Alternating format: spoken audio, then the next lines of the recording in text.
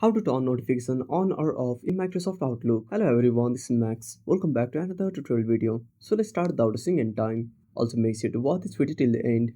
So the first method is, first of all launch the application.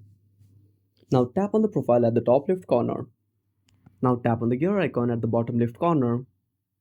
Now scroll down and under quick settings, tap on notifications.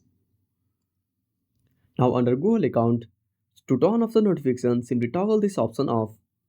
Repeat the same process for other accounts. If you want to turn on notifications, simply enable this toggle. Now the other method is, go back to the home screen. Now keep holding the application icon. Now tap on App Info. Now tap on Manage Notifications.